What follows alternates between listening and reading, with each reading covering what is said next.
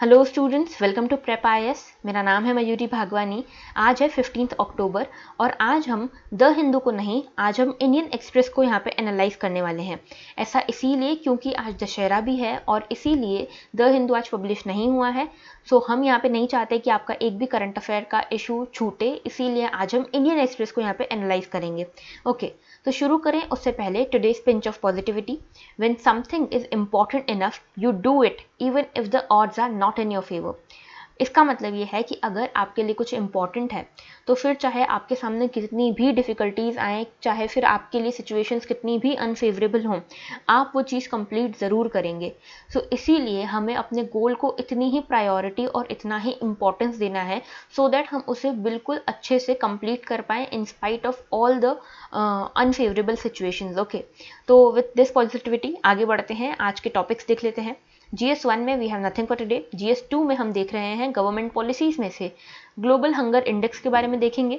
A stronger and फाइनर frame, ये bureaucracy से related एक एडिटोरियल काइंड ऑफ आया है आज इंडियन एक्सप्रेस में, इसको देखेंगे।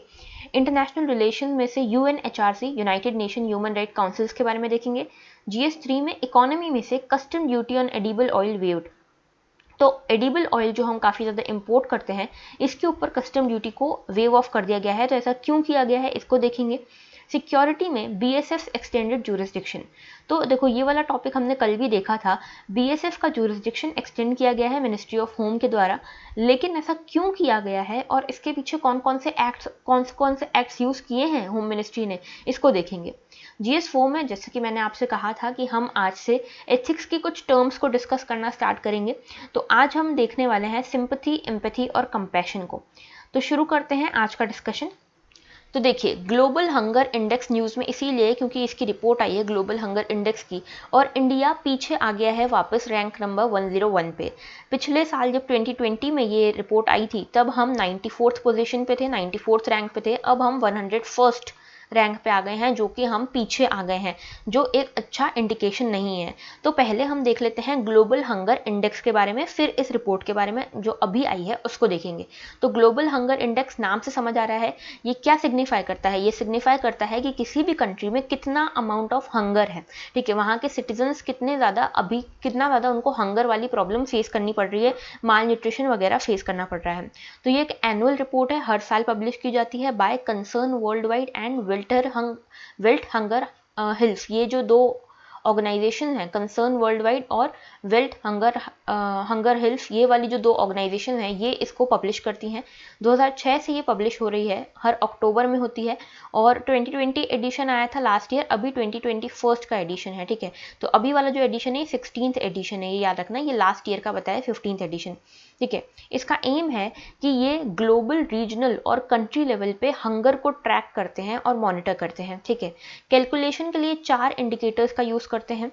एक है अंडर नरिशमेंट। अंडर नरिशमेंट का मतलब है कि कैलोरी इनटेक जो है इनसफिशिएंट है। फिर एक है चाइल्ड वेस्टिंग। चाइल्ड वेस्टिंग का मतलब है लो वेट फॉर देयर हाइट, मतलब कि अगर कोई एक बच्चा है जो 5 साल का है, ठीक है, अगर उसकी कुछ हाइट है, सपोज कि उसकी हाइट कुछ भी सेंटीमीटर्स में आप मान लीजिए, तो उसके अकॉर्डिंग एक सिग्निफाइड, एक यहाँ पे एक स्टैंडर्ड उसका हाइट होनी चाहिए, एक स्टैंडर्ड उसका वेट होना चाहिए, एक स्टैंडर्ड हाइट होनी चाहिए। तो इनमें से अगर वेट कम है, हाइट ठीक है, तो उसको कहते हैं वेस्टिंग। और स्टंटिंग क्या होता है? जब हाइट कम है एज के अकॉर्डिंग, ठीक है। तो अगर आप 5 साल के बच्चे की आप हाइट नॉर्मल जो देखेंगे उससे अगर कम पाते हैं तो उसको चाइल्ड स्टंटिंग कहते हैं, और अगर आप उससे कम वेट पाते हैं तो उसको चाइल्ड वेस्टिंग कहते हैं, ठीक है। और उसके अलावा चाइल्ड मोर्टेलिटी, तो 5 साल से कम बच्चों की जितनी भी डेथ हो रही है उसे चाइल्ड मोर्टेलिटी में कंसिडर किया जाता है। तो ये 4 इंडिकेटर्स आप याद रखिएगा, under nourishment, child wasting, child stunting और चाइल्ड मोर्टेलिटी। स्कोरिंग की बात करें तो 100 पॉइंट स्केल का स्कोर है, जिसको 0 मिलता है, where 0 is the best possible score, ठीक है। 0 बेस्ट पॉसिबल स्कोर है, 100 वर्स्ट स्कोर है, ठीक है यहाँ पे। और हर कंट्री की जो ग्लोबल हंगर इंडेक्स है ना, वो उसकी सिवियरिटी को दिखाता है कि कितना ज़्यादा सिवियर हंगर वहाँ पे प्रेवलेंट है, कितना ज़्यादा अंडर नरिशमेंट या माल नरिशमेंट यहाँ पे प्रेजेंट है, ठीक है। तो ग्लोबल हंगर इंडेक्स के बारे में आपको पता होना चाहिए कि रिपोर्ट क्या सिग्निफाई करती है, कौन कौन से इंस्टीट्यूशन इन्वॉल्व हैं, कौन सी रिपोर्ट है, और इंडिया का क्या यहाँ पे रैंकिंग होने वाली है, और क्या क्या यहाँ पे पैरामीटर्स यूज होने वाले हैं, ठीक है। अब आते हैं हम अभी वाले इशू के ऊपर, न्यूज़ कटिंग के ऊपर।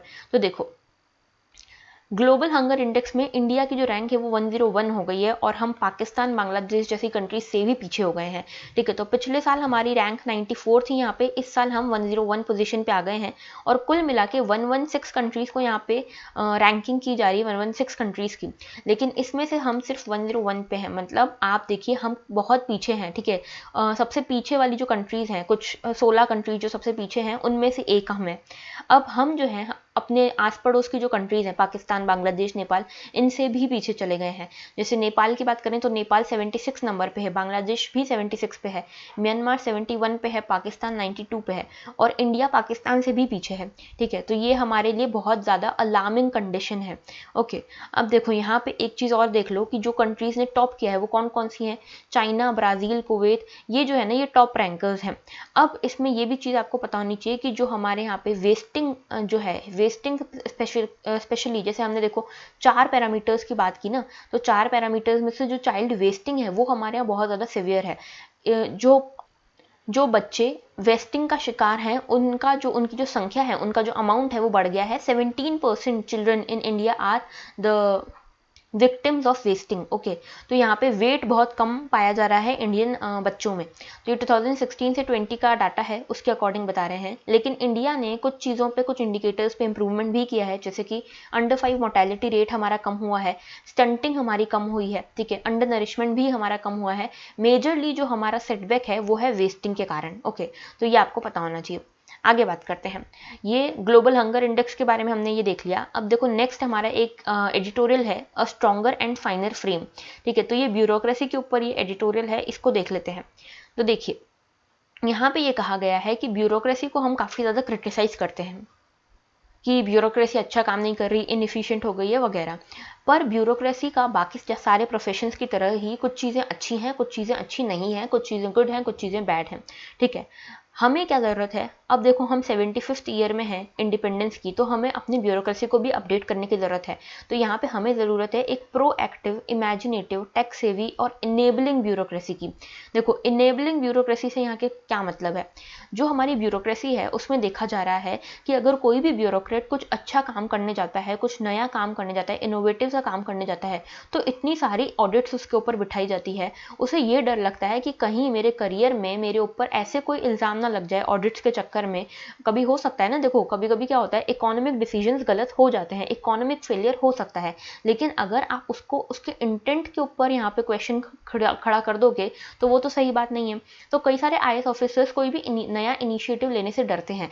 क्यों? क्योंकि उन्हें ये डर लगता है कि कहीं बाद में अगर कोई ऑडिट के लिए कोई कमीशन बैठती है और वो मेरे इकोनॉमिक फेलियर को करप्शन का नाम ना दे दे, इसको लेकर वो डरते हैं और वो कोई भी नया चीज़ स्टार्ट ही नहीं करते, इनोवेशन स्टार्ट ही नहीं करते, इनिशिएटिव नहीं लेते। तो ये इनेबलिंग की जगह ब्यूरोक्रेसी डिसेबलिंग होती हुई दिखती है। तो इसीलिए यहाँ पे ये कहा है कि हमें अब इनेबलिंग ब्यूरोक्रेसी की ज़रूरत है। ठीक है, अब देखो ऐसा नहीं है कि ब्यूरोक्रेसी ने कुछ भी नहीं किया है अभी तक। ब्यूरोक्रेसी का काफ़ी ज़्यादा योगदान रहा है नेशन बिल्डिंग में, इंटीग्रेशन में नेशन के, ठीक है, यूनिफॉर्मिटी लाने में पूरे नेशन में। लेकिन अभी भी कुछ चीज़ें हैं जिस पे हमें सुधार करने की ज़रूरत है। पहली चीज़ तो अगर हम प्राइवेट बॉडी से यहाँ पे कंपेयर करते हैं ब्यूरोक्रेसी को, तो वो सही नहीं है, क्योंकि देखो ब्यूरोक्रेसी जो है ये कॉन्स्टिट्यूशन से बनाई गई बॉडी है। ठीक है, यूपीएससी इसको बनाती है, यूपीएससी रिक्रूटमेंट वगैरह करती है और एक कॉन्स्टिट्यूशन और रूल्स से बाउंडेड ये एक ऑर्गेनाइजेशन है ब्यूरोक्रेसी। ठीक है, प्राइवेट ऑर्गेनाइजेशन के पास ये सारी चीज़ें नहीं होती। उसके बाद अब कुछ यहाँ पे इश्यूज हैं जो ब्यूरोक्रेसी फेस कर रही है, जैसे कि सबसे पहला issue under staff. 1 lakh residents के ऊपर 364 गवर्नमेंट सर्वेंट्स हैं बस। ठीक है, तो एक तो हमारी ब्यूरोक्रेसी काफ़ी अंडरस्टाफ्ड है, तो इसलिए ओवरबर्डनड भी हो जाती है। दूसरी चीज़ ये कि पॉलिटिकल इंटरफेरेंस बहुत ज़्यादा है। ठीक है, अगर कोई ब्यूरोक्रेट काम करने की कोशिश करता भी है तो उसे इतना सारा पॉलिटिकल इंटरफेरेंस देखना पड़ता है कि उसका मन ही नहीं करता कि कोई नया इनिशिएटिव लिया जाए। ठीक है, उसके अलावा यहाँ पे मीडिया जो है वो एक बहुत ज़्यादा रिस्ट्रिक्टिव रोल प्ले करती है। मीडिया एक जज बन के बैठी हुई है ब्यूरोक्रेट्स के लिए। ठीक है, कहीं पर भी कुछ इकोनॉमिक फेलियर हुआ, कुछ प्लानिंग उतनी अच्छे से नहीं हो पाई, एग्जीक्यूशन नहीं हो पाया, तो मीडिया पहले ही अपना जो जजमेंट है वो सुना देती है, एक तरह से जूरी का काम करने लग जाती है मीडिया। इसके कारण भी ब्यूरोक्रेसी यहाँ पे डिस्करेज होती है। इसके बाद ग्लोरियस इनएक्शन, इनएक्शन को यहाँ पे ग्लोरीफाई किया जाता है कि आप कुछ मत कीजिए, ठीक है, आप जो चल रहा है वैसे चलने दीजिए। अगर आप नया इनिशिएटिव लेंगे तो आपके ऊपर इतनी सारी ऑडिट कमीशंस बिठाई जाएंगी कि आप नया एक्शन लेने से ही डरेंगे। तो यहाँ पे इन एक्शन को जो ग्लोरीफाई करते हैं हम, वो हमारी सबसे बड़ी प्रॉब्लम है ब्यूरोक्रेसी को लेकर, ठीक है। और हर ब्यूरोक्रेट यहाँ पे ऑडिट प्रूफ वर्किंग करने की कोशिश करता है कि कहीं उसके ऊपर आगे आने वाले सालों में या फिर रिटायरमेंट के बाद उसके ऊपर कोई कमीशन न बैठ जाए करप्शन को लेकर, ठीक है। तो हर कोई ऑडिट प्रूफ काम करने की कोशिश करता है यहाँ पे। उसके अलावा यहाँ पे एक चीज़ यहाँ पे कही गई है कि हमें यहाँ पे ऐसी कोशिश करनी चाहिए कि हम ऐसी एनफोर्समेंट एजेंसीज बनाएं जो प्यूनिटिव एक्शन लेने से प्रिवेंट करें, ठीक है, मतलब डायरेक्टली प्यूनिटिव एक्शन ना लिया जाए। पहले एविडेंसेस तो देखो कि यहाँ पे सिर्फ एक इकोनॉमिक फेलियर हो रहा है, सिर्फ प्लानिंग प्रॉपरली नहीं हो पाई है, या सिर्फ इम्प्लीमेंटेशन फेलियर है, या फिर यहाँ पे करप्शन का इशू है भी या नहीं, कि आप सिर्फ उसको इकोनॉमिक फेलियर को करप्शन का नाम दे रहे हैं। तो इस तरह की कमिटीज हमें यहाँ पे बनाने की जरूरत है। ओके, इसके अलावा यहाँ पे ये भी चीज़ कही गई है कि कई सारे इनिशिएटिव्स हैं इंडिया में जो सक्सेसफुल हुए हैं बिकॉज ऑफ ब्यूरोक्रेट्स, लेकिन इनकी स्लो पेस का काम भी, जो स्लो पेस का कारण भी जो है वो ब्यूरोक्रेट्स ही हैं। जैसे कि यहाँ पे एग्जांपल दिया गया है भारत नेट, कैपिटलाइजेशन जो हो रहा है बैंक्स का, इसके अलावा प्राइवेटाइजेशन हो रहा है, ये सारी चीज़ें जो है ना इसमें ब्यूरोक्रेट्स भी हेल्प कर रहे हैं, कॉन्ट्रीब्यूट कर रहे हैं, लेकिन इसका पेस जो स्लो है ना, जो उसकी स्पीड स्लो है, उसे हमें बढ़ाने की ज़रूरत है, ठीक है।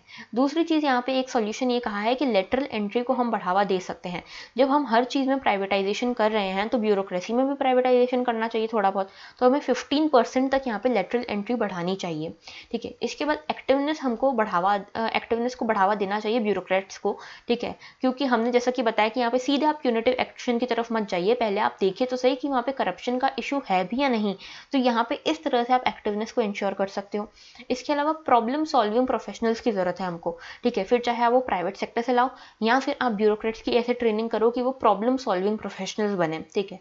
इसके अलावा रिक्रूटमेंट प्रोसेस में भी हमको थोड़ी साइकोमेट्रिक टेस्ट वगैरह को इंक्लूड करने की जरूरत है, सो दैट यहाँ पे जो हमारे जो ब्यूरोक्रेट्स हैं वो हमेशा उनकी रीस्किलिंग और अपग्रेडेशन होता रहे, ठीक है। और यहाँ पर टेक्नोलॉजी सेवी बनाने की ज़रूरत है उनको। जब हम डिजिटल इंडिया की बात करते हैं तो हमें ज़रूरत है कि हमारे जो ब्यूरोक्रेट्स हैं वो भी तो डिजिटल बने, वो भी तो टेक्नोलॉजी सेवी बने, और उनसे क्या होगा, उनकी प्रोडक्टिविटी बढ़ेगी। तो कुल मिला के हम गुड गवर्नेंस की तरफ जाएंगे, ठीक है। और देखो, एक तरह से टेक्नोलॉजी बढ़ती है ना, टेक्नोलॉजी का इन्वॉल्वमेंट बढ़ता है गवर्नेंस में, तो ट्रांसपेरेंसी भी बढ़ती है और अकाउंटेबिलिटी भी बढ़ती है। तो आपका जो ये इशू है करप्शन वगैरह वाला, वो भी यहाँ पे सॉल्व हो जाएगा। और यहाँ से ब्यूरोक्रेट्स जो हैं वो थोड़े से एनकरेज भी होंगे कि अब हम नए इनिशिएटिव्स ले सकते हैं, क्योंकि जो भी है सब ऑन रिकॉर्ड है, ठीक है। तो ये सारी चीज़ें यहाँ पे बताई गई हैं। और यहाँ पे ये कहा गया है कि अगर हमें 5 ट्रिलियन इकोनॉमी बनना है तो हमें एक मॉडर्न, प्रोग्रेसिव और रिजल्ट ओरिएंटेड ब्यूरोक्रेसी की ज़रूरत है। अभी हमारी जो ब्यूरोक्रेसी है वो पूरी तरह से प्रोसेस ओरिएंटेड हो गई है, हमें आउटपुट ओरिएंटेड या फिर रिजल्ट ओरिएंटेड ब्यूरोक्रेसी की ज़रूरत है, ठीक है। और यहाँ पे हमें ये चीज़ एनकरेज करने की ज़रूरत है कि ब्यूरोक्रेसी जो है वो कहे why not instead of why, ठीक है, कि क्यों नहीं कर सकते, ये नया इनिशिएटिव क्यों नहीं लिया जा सकता, ठीक है। तो इस तरह के यहाँ पे स्पिरिट को हमें एनकरेज करने की ज़रूरत है, rather than discouraging the initiatives. Okay, तो ये पूरा इशू था, ये हमने डिस्कस किया है, ये बहुत इंपॉर्टेंट इशू है। देखो, सिविल सर्विसेज रिफॉर्म्स जो है ना, ये बहुत ज़्यादा इंपॉर्टेंट इशू है फॉर आर गवर्नेंस टॉपिक, ठीक है। तो ये करके रखना है आपको बहुत अच्छे से। आगे बात करते हैं custom duty waiver on edible oil imports. तो देखो, एडिबल ऑयल इंपोर्ट्स के ऊपर कस्टम ड्यूटी जो लगती है एडिबल ऑयल के ऊपर, उसको यहाँ पे वेव ऑफ कर दिया गया है। तो देखो, हम जितना भी यहाँ पे एडिबल ऑयल यूज़ करते हैं, देखो एक तो हम बहुत ज़्यादा एडिबल ऑयल यूज़ करते हैं। इंडिया जो है वो सेकंड लार्जेस्ट कंज्यूमर है एडिबल ऑयल के आफ्टर चाइना, ठीक है। तो हम सबसे ज़्यादा, मतलब सेकंड लार्जेस्ट नंबर पे हम यहाँ पे एडिबल ऑयल को कंज्यूम करते हैं। और इसको जो हम कंज्यूम करते हैं, तो देखो 20-21 मिलियन टन्स जो हैं ये हम यहाँ पे एडिबल ऑयल को कंज्यूम करते हैं, जिसमें से लगभग 4 to 15 मिलियन टन जो एडिबल ऑयल है वो हम इंपोर्ट करते हैं। तो एक लंबा अमाउंट जो है वो हम इंपोर्ट करते हैं एडिबल ऑयल्स का। इसको हमने यहाँ पे, इसको ये कहा गया है, मिनिस्टर ऑफ कॉमर्स ने ये कहा है कि इसके ऊपर जो कस्टम ड्यूटी है अभी कुछ समय के लिए हम इस पे से हटा रहे हैं। ऐसा क्यों कहा गया है? देखो, एक तो फेस्टिव सीजन आ रहा है, ठीक है, फेस्टिव सीजन के कारण दाम बहुत ज़्यादा ना बढ़े, उसके कारण ये कहा गया है। दूसरा ये कि ऑलरेडी देखो एडिबल ऑयल्स के प्राइजेस जो हैं वो बढ़ रहे हैं, तो हम नहीं चाहते कि ये बिल्कुल इनअफोर्डेबल हो जाए, इसीलिए यहाँ पे हमने एक तो इसके ऊपर कस्टम ड्यूटी यहाँ पे वेव ऑफ की है। तीसरी चीज़ देखो इलेक्शंस भी आ रहे हैं, तो ये एक अच्छी बात, अच्छा सौदा नहीं होगा कि अगर हम अभी एडिबल ऑयल के दाम बढ़ने दें तो, ठीक है, इलेक्शन में जो पार्टीज़ हैं उनको इसका भुगतान करना पड़ सकता है, तो ये भी एक इशू है। ठीक है, हमारे लिए इंपॉर्टेंट ये है कि एडिबल ऑयल जो है ये हम पहले तो देख लेते हैं कहाँ कहाँ पे कौन कौन से इम्पोर्ट करते हैं। तो देखो सबसे पहले पाम ऑयल जो है वो सबसे ज़्यादा हम कंज्यूम करते हैं पाम ऑयल को, और पाम ऑयल हम कहाँ कहाँ से पाम ऑयल हम कहाँ कहाँ से इंपोर्ट करते हैं, हम इसको मलेशिया, ब्राज़ील, इंडोनेशिया, इन वाले एरिया से यहाँ पे इसको इंपोर्ट करते हैं। ठीक है, अब यहाँ पे इसके अलावा ये भी देखो कि पाम ऑयल सबसे ज़्यादा यूज़ होता है फूड इंडस्ट्री में, नमकीन मिठाई वगैरह बनाने में। इसके बाद बारी आती है सोयाबीन ऑयल की। ठीक है, सोयाबीन ऑयल, उसके बाद आती है बात मस्टर्ड ऑयल की। ठीक है, तो ये आपको पता होना चाहिए कि ये सारी चीज़ें हम यहाँ पे यूज़ करते हैं। मेजरली पाम ऑयल हम इंपोर्ट करते हैं, देन सोयाबीन ऑयल, और फिर उसके बाद मस्टर्ड ऑयल। ओके, और हमारा जो इम्पोर्ट के ऊपर जो डिपेंडेंस है वो क्यों है, इसकी भी बात कर लेते हैं। तो देखो सबसे पहले ये समझो कि हमारे यहाँ जो एडिबल ऑयल यूज़ होता है, इसमें हमारे यहाँ किस तरह से प्रोडक्शन होता है। हमारे यहाँ पे जो एडिबल ऑयल का प्रोडक्शन है वो किस तरह से होता है। मेजरली बात करें तो मस्टर्ड जो है हमारे यहाँ पे राजस्थान में प्रोड्यूस किया जाता है। ठीक है, इसके अलावा सोयाबीन जो है ये हमारे यहाँ पे कहाँ पे प्रोड्यूस होती है, एमपी में होती है। इसके अलावा ग्राउंडनट जो है, ग्राउंडनट आप सभी को पता होगा, गुजरात में सबसे ज़्यादा प्रोडक्शन होता है ग्राउंडनट का। रेपसीड जो होता है वो भी राजस्थान में आता है। ठीक है, उसके अलावा सनफ्लावर जो है, सनफ्लावर कर्नाटक में आता है, कर्नाटक में काफ़ी ज़्यादा प्रोड्यूस होता है। ठीक है, तो हमारे यहाँ पे प्रोडक्शन हो रहा है लेकिन कम हो रहा है। ऐसा क्यों? क्योंकि हमारे यहाँ पे यील्ड कम है। ठीक है, यील्ड कम है इन सारे ऑयल सीड्स की, इसीलिए हमको इम्पोर्ट ज़्यादा करना पड़ता है। इसके बाद ये भी देखो कि देखो कस्टम ड्यूटीज़ हमने इसलिए भी वेव ऑफ की। एक तो मैंने आपको ये कुछ कारण बताए, हमारे यहाँ पे जो प्रोडक्शन है ना वो भी कम हुआ है इस बार। और ऐसा क्यों हुआ है? क्योंकि देखो कई जगह तो क्या हुआ है, रेनफॉल के कारण काफ़ी ज़्यादा नुकसान हुआ है ऑयल सीड्स में, ऑयल सीड प्रोडक्शन में कई सारी जगह पे ऐसा हुआ है, महाराष्ट्र, गुजरात वगैरह में हुआ है ऐसा। ठीक है, ग्राउंडनट जो है, ग्राउंडनट ग्रोअर्स को यहाँ पे मॉइस्चर स्ट्रेस को फेस करना पड़ा, इसलिए यहाँ पे ग्राउंडनट कम हुआ है। तो ये सारे रीजंस के कारण यहाँ पे जो ऑयल सीड्स हैं उनका प्रोडक्शन हमारे यहाँ पे कम हुआ है, और इसीलिए हम कस्टम ड्यूटी को यहाँ पे हमने वेव ऑफ किया है अभी कुछ समय के लिए। ठीक है, तो ये वाला इशू हो गया हमारा। अब देखो ये वाला एक बार इशू देख लेते हैं, बीएसएफ पावर्स एंड जुरिस्डिक्शन की बात कर रहे थे। तो देखो ये इशू क्या है, बीएसएफ बॉर्डर सिक्योरिटी फोर्स, कल हमने सिक्योरिटी फोर्सेस के बारे में डिटेल में पढ़ा था। अगर आपने वो वाला लेक्चर नहीं देखा है तो आप जरूर देखिएगा, सिक्योरिटी फोर्सेस, हर सिक्योरिटी फोर्स के बारे में हमने डिटेल में पढ़ा था कल। ठीक है, तो बीएसएफ के बारे में न्यूज़ ये है कि जो पंजाब वाला रीजन है, ठीक है, पंजाब वेस्ट बंगाल वाला जो रीजन है, यहाँ पे बीएसएफ का जो जुरिस्डिक्शन है रिगार्डिंग सर्च अरेस्ट, इसको बढ़ा दिया गया है। ठीक है, पहले पंजाब वेस्ट बंगाल वाला जो रीजन था इसमें इंटरनेशनल बाउंड्री से सिर्फ 15 किलोमीटर्स तक की रेंज तक बीएसएफ जो है वो यहाँ पे सर्च और अरेस्ट वगैरह कर सकती थी। अब इसे बढ़ा के 50 किलोमीटर्स कर दिया गया है, मतलब कि इंटरनेशनल बॉर्डर से 50 किलोमीटर तक की रेंज में बीएसएफ सर्च और अरेस्ट कर सकती है लोगों को। ठीक है, गुजरात में ये चीज़ क्या कर सकती थी, गुजरात में बीएसएफ पहले 80 किलोमीटर्स तक सर्च अरेस्ट वगैरह कर सकती थी, अब इसे कम करके कर दिया गया है 15 किलोमीटर्स। ठीक है, तो देखो इसको एक बार डिटेल में देख लेते हैं। ये देखिए, जो मिनिस्ट्री ऑफ होम अफेयर्स है उसने बीएसएफ को ये एक्सटेंडेड पावर्स दिए हैं कि आप यहाँ पे इंटरनेशनल बॉर्डर्स से 50 किलोमीटर तक की रेंज में आप असेट्स ये अरेस्ट कर सकते हैं, सीजर कर सकते हैं और सर्च कर सकते हैं। ठीक है, कौन कौन से स्टेट्स में ये कहा है? ये कहा है पंजाब में, वेस्ट बंगाल में और असम में। ठीक है, इन रीजन्स में ये कहा गया है। और गुजरात में पहले देखो गुजरात जो है, गुजरात में पहले 80 किलोमीटर्स तक ऐसा किया जा सकता था, अभी इसको 50 किलोमीटर्स तक कर दिया गया है। ठीक है, तो अब कुल मिला के सभी स्टेट्स में जहाँ जहाँ पे बीएसएफ काम कर रही है वहाँ पे 50 किलोमीटर्स तक की रेंज में ये अरेस्ट, सीजर और सर्च कर सकते हैं। ठीक है, अब ये बीएसएफ के पास जो पावर्स हैं ये कहाँ से आती हैं, ये देखो। तो बीएसएफ के पास कई सारी पावर्स हैं, जैसे कि सीआरपीसी के थ्रू, जो क्रिमिनल प्रोसीजर कोर्ट है उसके थ्रू यहाँ पे आती है इसके पास, पासपोर्ट एक्ट के अंतर्गत इसके पास पावर्स आती हैं। ठीक है, और एनडीपीएस जो एक्ट है, ठीक है, जो narcotic drug and psychotropic substance act है, इसके अंतर्गत आती है पावर्स। आर्म्स एक्ट के अंतर्गत इसके पास पावर्स आती हैं, ठीक है, कस्टम एक्ट है, इन सभी एक्ट्स के अंतर्गत पावर्स हैं बीएसएफ के पास। लेकिन जो जुरिस्डिक्शन बढ़ाया गया है ना वो सिर्फ इन दोनों का बढ़ाया गया है, सीआरपीसी और पासपोर्ट एक्ट के अंतर्गत ही जुरिस्डिक्शन को बढ़ाया गया है, बाकी सबके अंतर्गत नहीं बढ़ाया गया है, ठीक है। तो ये याद रखना। दूसरी चीज़ ये याद रखना कि 1969 में ही इनको इतनी सारी पावर्स मिली है, सीआरपीसी और फॉरेनर्स एक्ट वगैरह जो पावर्स मिली है ना वो 1969 के बाद मिली है। ओके, अच्छा देखो, जब से ये पावर्स इनको एक्सटेंड की गई है 50 किलोमीटर्स तक जो दायरा इनका किया गया है, उससे क्या हुआ है ना कि जो स्टेट पुलिस है, स्टेट पुलिस का दायरा कम हो गया है। और स्टेट पुलिस का दायरा क्योंकि कम हो गया है तो जो स्टेट गवर्नमेंट है वो थोड़ी नाराज है कि आप हमारे फेडरल स्ट्रक्चर के अगेंस्ट काम कर रहे हो, ठीक है, आप स्टेट गवर्नमेंट की पावर्स छीन के बीएसएफ को दे रहे हो। तो ये पूरा इशू था जो फेडरलिज्म के बारे में हमने कल भी डिस्कस किया था, ठीक है। अब देखो यहाँ पे ये कहा गया है कि ऐसा किया क्यों है, गवर्नमेंट ने ऐसा किया क्यों, ये देखना जरूरी है यहाँ पे। तो देखो, पहला कारण कि ऐसा क्यों किया गया, तो ये कहा है यूनियन जो मिनिस्ट्री है होम अफेयर्स की, उन्होंने ये कहा है कि यूनिफॉर्मिटी लाने के लिए हमने ये किया है कि सारे ही स्टेट्स में हम अगर 50 किलोमीटर तक का दायरा दे देते हैं बीएसएफ को तो एक यूनिफॉर्मिटी हो जाएगी। दूसरा, इमीडिएट एक्शन लेने के लिए, ठीक है, जैसे यूनियन होम मिनिस्ट्री ने ये भी कहा कि कई बार ऐसा देखा जाता था कि वेस्ट बंगाल में कैटल्स की बहुत ज़्यादा स्मगलिंग हो रही है, तो हम इसको इमीडिएट तौर पर रोकना चाहते थे, इसीलिए हमने ये किया। तीसरी चीज़ ये कही गई कि ड्रोन अटैक्स बढ़ते जा रहे हैं, ठीक है, कई बार कई सारे ड्रोन्स पकड़े हैं जम्मू कश्मीर पंजाब वाले रीजन में, आर्मी और इन सब ने, बीएसएफ वगैरह ने, तो इसको बढ़ावा देने के लिए, सिक्योरिटी को बढ़ावा देने के लिए, ड्रोन्स को नहीं, सिक्योरिटी को बढ़ावा देने के लिए हम यहाँ पे बीएसएफ का जो दायरा है इसे बढ़ा रहे हैं। और ऐसा नहीं है कि हम यहाँ पे स्टेट पुलिस को काम नहीं करने देंगे, यहाँ पे हम स्टेट पुलिस के साथ कोऑपरेशन में काम करेंगे, ये कहा गया है, ठीक है। स्टेट पुलिस को हम यहाँ पे कुछ भी नुकसान नहीं देंगे। और ये भी चीज़ कही गई है कि सिर्फ 2 एक्ट्स के अंतर्गत इनका जो दायरा है वो बढ़ाया गया है, सारे एक्ट्स में इनका दायरा नहीं बढ़ाया गया है, ठीक है। और अल्टीमेटली इनके पास चार्जशीट्स वगैरह फाइल करने की पावर्स नहीं है, तो चार्जशीट्स वगैरह जो फाइल करना है वो स्टेट पुलिस को ही करना है। तो ये कुल मिला के ये सारी चीज़ें कही गई है कि यहाँ पे कोई भी स्टेट पुलिस के जो जुरिस्डिक्शन है उसके ऊपर यहाँ पे कुछ भी खतरा नहीं है। जो भी है बीएसएफ का जो भी एक्ट, जो 2-3 एक्ट्स के अंतर्गत इनकी पावर बढ़ाई गई है वो इसीलिए क्योंकि यूनिफॉर्मिटी चाहिए, इमीडिएट एक्शन चाहिए और ड्रोन वगैरह के जो अटैक्स हैं उनको रोकना चाहती है बीएसएफ यहाँ पे, ठीक है। तो ये पूरा इशू था, हमने कल इसको डिस्कस किया हुआ है इसलिए मैं इसको डिटेल में डिस्कस नहीं करूंगी, ठीक है। मुझे सिर्फ आपको इसके एक्ट्स के बारे में बताना था जो मैंने बता दिया है आपको, ठीक है।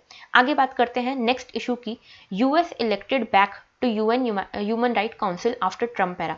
तो देखो, यूएन ह्यूमन राइट काउंसिल, ये जो है यूएन ह्यूमन राइट काउंसिल, इसमें ट्रम्प जब थे, डोनाल्ड ट्रम्प जब थे यूएस के प्रेसिडेंट, इन्होंने इस ऑर्गेनाइजेशन से विड्रॉ कर दिया था, ये कहते हुए कि ये जो ऑर्गेनाइजेशन है यूएनएचआरसी ये इजराइल के प्रति काफ़ी ज़्यादा बायस है, इजराइल के अगेंस्ट काफ़ी ज़्यादा बायस है, इसलिए ट्रम्प ने ये कहा था कि यूएस जो है वो विड्रॉ कर रहा है यूएनएचआरसी से। अब क्योंकि बाइडन आ गए हैं, जो बाइडन आ गए हैं, तो यूएस ने फिर से इसमें पार्टिसिपेट किया है यूएनएचआरसी में और यूएस फिर से इलेक्ट होकर आया है, ठीक है। और इनफैक्ट यूएस ही नहीं, इंडिया भी वापस से इसमें इलेक्ट हुआ है, री इलेक्ट होकर आया है इंडिया, और 6th टर्म ऑफ इंडिया अपना यहाँ पे पूरा करेगा इन यूएनएचआरसी। तो यूएनएचआरसी क्या है पहले ये देखो, तो ये एक इंटर गवर्नमेंटल बॉडी है, ठीक है, यूएन के अंतर्गत आती है। ये रिस्पॉन्सिबल है किस चीज़ के लिए, promotion and protection of human rights के लिए ये रिस्पॉन्सिबल है। यहाँ पे ह्यूमन राइट वायलेशन जहाँ पे भी होते हैं पूरे ग्लोब में, जहाँ पे भी ह्यूमन राइट वायलेशन होते हैं उन सिचुएशंस को एड्रेस करती है और उनके लिए रिकमेंडेशंस देती है। ये जो बनी थी, तो ये बनी थी 2006 में 15 मार्च को ये बनाई गई थी, और इसके लिए जो रिजोल्यूशन पास किया गया था जो बनाने के लिए वो था 60/251। तो ये रिजोल्यूशन याद रखना बहुत इंपॉर्टेंट है, प्रीलिम्स में सीधा पूछा जाता है कि resolution 60/251 is related to what, तो it is related to united nation human right councils, ठीक है। इसके बाद ये इसने रिप्लेस किसको किया था, UN commission on human rights को इसने रिप्लेस किया हुआ है, जेनेवा स्विट्जरलैंड में इसका हेडक्वार्टर है। अच्छा, ये याद रखना कि ये जो रिजोल्यूशंस पास करती है ये नॉन बाइंडिंग होते हैं, तो नॉन बाइंडिंग रिजोल्यूशंस पास करती है 193 यूएन मेंबर स्टेट्स हैं इसके, और ये जो बार बार रिजोल्यूशन पास करती है और इसका जो पीरियोडिक रिव्यू होता है उसको कहते हैं यूनिवर्सल पीरियोडिक रिव्यू, ठीक है, यूनिवर्सल पीरियोडिक रिव्यू कहते हैं इसको। इसके अलावा ये कई सारे स्पेशल इसके टूल्स भी हैं जिसके थ्रू ये अलग अलग नेशंस में अगर ह्यूमन राइट वायलेशन हो रहा है तो उसके ऊपर नज़र रखती है, उसके लिए रिकमेंडेशन देती है वगैरह, ठीक है। अब देखो यहाँ पे आपको ये पता होना चाहिए कि यहाँ पे जो इलेक्शन हुआ है तो 47 मेंबर्स यहाँ पे इलेक्ट होते हैं, और इसको इलेक्ट कौन करता है? यूनाइटेड नेशन जनरल असेंबली इसको इलेक्ट करती है 47 मेंबर्स को, ठीक है। और ये जो इलेक्शन होता है ये रीजन वाइज होता है, हर रीजन के लिए सीट्स यहाँ पे पहले से एलोकेटेड है, डिफाइंड है कि इस रीजन के लिए इतनी सीट्स होंगी और इस रीजन के लिए इतने यहाँ पे लोग इलेक्शंस लड़ सकते हैं। तो 47 मेंबर बॉडी है, 3 साल का टेन्योर होता है, ये याद रखना, 3 ईयर का टेन्योर होता है। और एक और चीज़ बहुत इंपॉर्टेंट जो United nation human Right council की है वो ये कि एक साल में कम से कम इनको 3 बार एटलीस्ट 3 टाइम्स इनको मीटिंग करनी ही पड़ती है। तो 3 टाइम्स एटलीस्ट ईयर यहाँ पे मिलना ही होता है इनको। तो 47 मेंबर कंट्रीज हैं, मेंबर बॉडी है, ये आपको पता होना चाहिए, ठीक है। तो ये पूरा इशू था। आगे बात करते हैं। देखो, आरबीआई डिप्टी गवर्नर ने कहा है कि हमें कैपिटल अकाउंट कन्वर्टेबिलिटी के बारे में सोचना चाहिए और हमें प्रिपेयर्ड रहना चाहिए इसके लिए। तो ये क्या है कैपिटल अकाउंट कन्वर्टेबिलिटी? उससे पहले देखो इशू देख लो।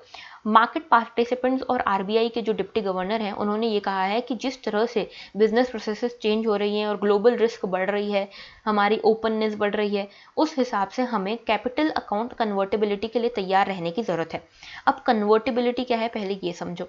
देखो, वैसे तो ये अपने आप में एक बहुत बड़ा और बहुत इंपॉर्टेंट टॉपिक है इकोनॉमिक्स का।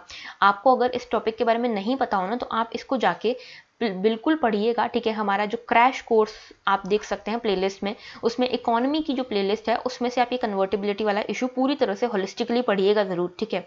मैं यहाँ पे आपको शॉर्ट में समझाने की कोशिश करती हूँ। कन्वर्टेबिलिटी का मतलब क्या होता है? देखो, कन्वर्टेबिलिटी का मतलब है ability to convert domestic currency into foreign currency and vice versa. देखो, अगर आप मान लो आप कोई इंडियन हो, ठीक है, आप कोई इंडियन हो, आपको जाना है सपोज यूएसए, ठीक है। आपके पास बहुत पैसा है, ठीक है, बहुत पैसा है, आपके पास पैसे की कोई कमी नहीं है। सपोज कि आपके पास 150 मिलियन डॉलर्स हैं आपके पास, ठीक है, 150 मिलियन डॉलर्स हैं। आप अभी अभी यूएस से आए हो, ठीक है, आप जा नहीं रहे हो यूएस से, आप अभी अभी यूएस से आए हो इंडिया में। अब आप चाहते हो कि ये 150 मिलियन डॉलर्स को आप तुरंत रुपी में कन्वर्ट कर लो।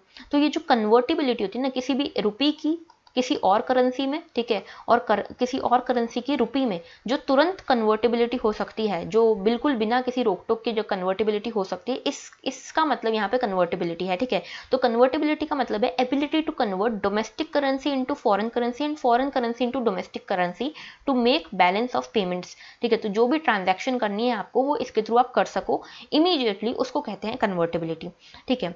अब यहाँ पे हमारे यहाँ पे बात करें तो देखो, आपको पता होगा करंट अकाउंट के बारे में और कैपिटल अकाउंट के बारे में, ठीक है। करंट अकाउंट और कैपिटल अकाउंट दो अकाउंट्स हैं हमारे। ये हम बैलेंस ऑफ पेमेंट की जब बात करते हैं ना, तो बैलेंस ऑफ पेमेंट फिनोमेना जो होता है, देखो ये बहुत डेप्थ वाला फिनोमेना है, तो मैं आपको बहुत ज़्यादा डिटेल में तो यहाँ नहीं समझा पाऊंगी, मैं फिर भी कोशिश करती हूँ। देखो, बैलेंस ऑफ पेमेंट में जब हम बात करते हैं तो हमारे पास दो अकाउंट्स होते हैं, करंट अकाउंट और कैपिटल अकाउंट।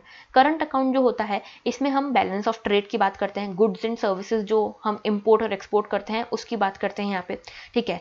कैपिटल अकाउंट में हम बात करते हैं एफडीआई की, ठीक है, लोन्स की, ठीक है, इन सब की बात करते हैं हम। तो जब हम करंट अकाउंट के जो सर्विसेज ले रहे हैं, सपोज कि हमको कोई गुड्स एंड सर्विसेज, सपोज कि मैं कोई पर्सन हूँ एम, ठीक है, मुझे अमेरिका से कोई कार बुलानी है बहुत बड़ी सी, ठीक है। तो ये कार मैंने जब बुलाई तो कार के बदले में कितनी भी कार खरीद सकती हूँ, उसके लिए मैं रुपये को कितना भी यहाँ पे डॉलर्स में कन्वर्ट करके यहाँ पे भेज सकती हूँ, ठीक है। तो इसको मैं करंट अकाउंट कहूँगी, यानी कि करंट अकाउंट ट्रांजैक्शन हुआ ना मेरा, ये मैं कार खरीद रही हूँ, किसी गुड को मैं इम्पोर्ट कर रही हूँ इंडिया में, ठीक है। तो ये मेरा ट्रांजैक्शन किस तरह का हुआ, यहाँ पे देखो ये गुड्स का ट्रांजैक्शन हुआ, ठीक है, क्योंकि ये गुड्स एंड सर्विसेज का जो भी ट्रांजैक्शन करना है, इंपोर्ट एक्सपोर्ट करना है, वो मेरे करंट अकाउंट में आता है। तो करंट अकाउंट ट्रांजैक्शन हुआ अगर मैं किसी गुड को इंपोर्ट या एक्सपोर्ट कर रही हूँ, तो उसके लिए जब मैं रुपये को कन्वर्ट करना चाहती हूँ तो उसको कहते हैं करंट अकाउंट कन्वर्टेबिलिटी, ठीक है। और वैसे ही अगर मैं सपोज एफडीआई है, ठीक है, या फिर अगर सपोज मान लो कि मैं पर्सन हूँ एम और मुझे लोन लेना है, ठीक है, अमेरिका के बैंक से मुझे लोन लेना है, ठीक है। तो अमेरिका के बैंक से सपोज मैंने बहुत लंबा चौड़ा लोन ले लिया, ठीक है। अब वो लोन तो मुझे डॉलर में मिला है, उसे खर्च मुझे इंडिया में करना है, तो मुझे वो रुपये में चाहिए। लेकिन क्या मैं पूरे डॉलर्स को यहाँ पे तुरंत यहाँ पे रुपये में कन्वर्ट कर सकती हूँ? नहीं।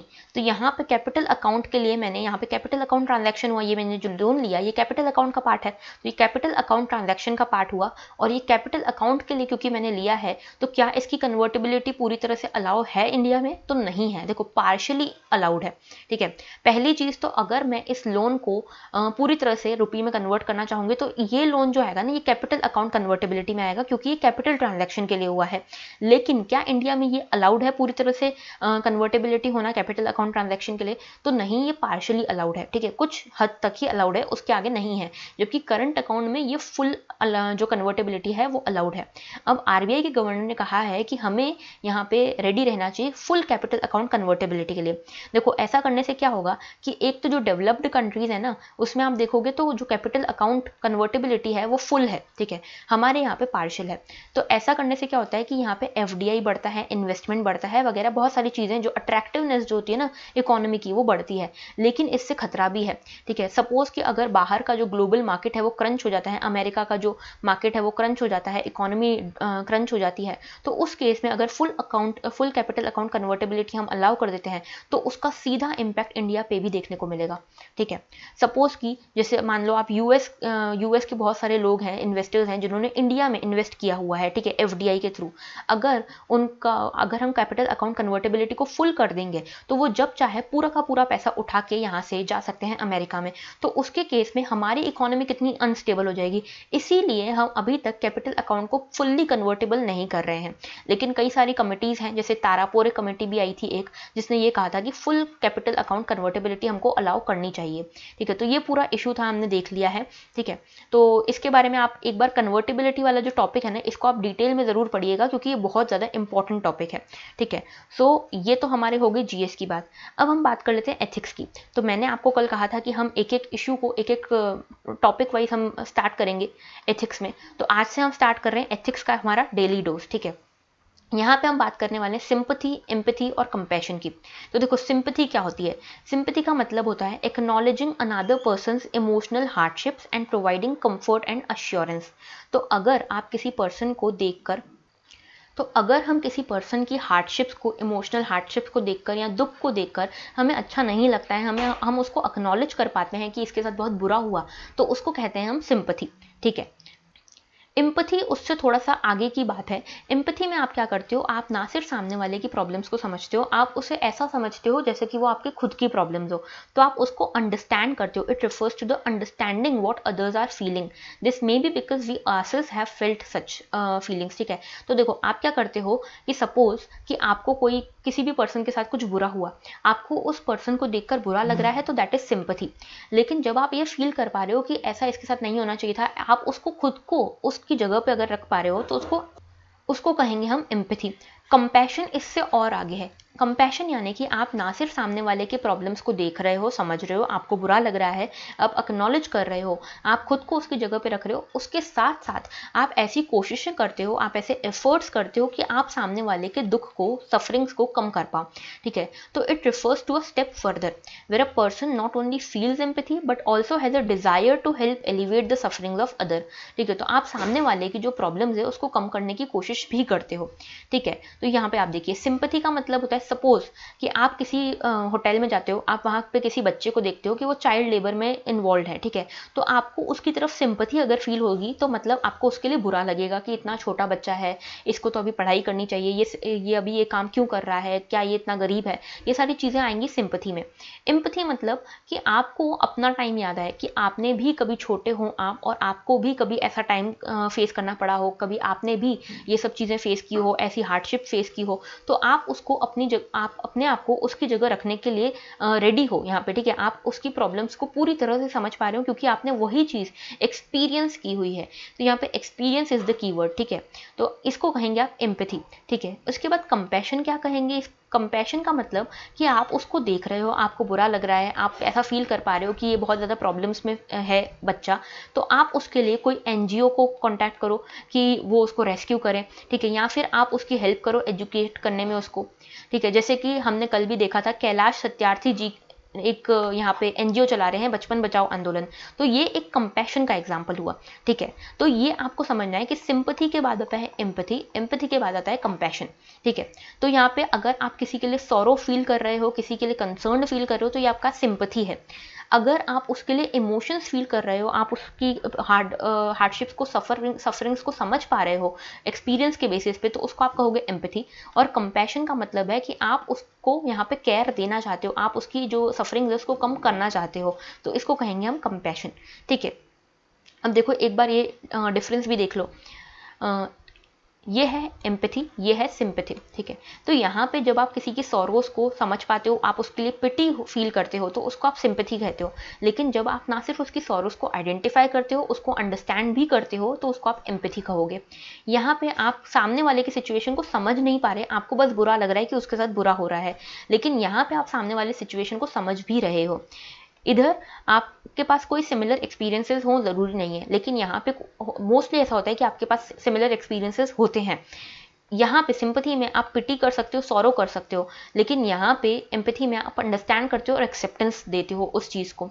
कंपैशन में आप ना सिर्फ इसको समझते हो, एक्नॉलेज करते हो, अंडरस्टैंड करते हो, बल्कि आप एफर्ट्स भी करते हो उसकी सफरिंग को कम करने के लिए। तो ये हमने देखा एम्पैथी, सिंपैथी और कंपैशन को, तीनों चीज़ों को हमने देख लिया। और अच्छा, आप मुझे यहाँ पे कमेंट सेक्शन में आपके लिए ये एक्सरसाइज है जो आपको बहुत ज़्यादा हेल्प करेगी मेंस में। ये क्या है एक्सरसाइज? ये एक्सरसाइज है कि यहाँ पे जैसे मैंने आपको समझाया सिंपैथी, एम्पैथी और कंपैशन के बारे में, आप अपनी पर्सनल लाइफ से एक एग्जाम्पल मुझे कॉमेंट सेक्शन में बताएंगे कहाँ पे आपने ये तीनों चीज़ें फील की थी, एम्पैथी, सिंपैथी और कंपैशन को। क्योंकि देखो पर्सनल लाइफ के जो एग्जांपल्स हैं ना, वो बहुत ज़्यादा अच्छे उठ के आते हैं मेंस के आंसर्स में। तो आपके लिए पास एक यहाँ पे एक कलेक्शन सा हो जाएगा अपने एग्जांपल्स का, जो आप अपने मेंस के एग्जाम्स में यूज़ कर पाओगे। तो आपको अपनी पर्सनल लाइफ से मुझे इन तीनों चीज़ों के एग्जाम्पल्स देने हैं इन द कॉमेंट सेक्शन। ठीक है, so that was all for today. Thank you for watching.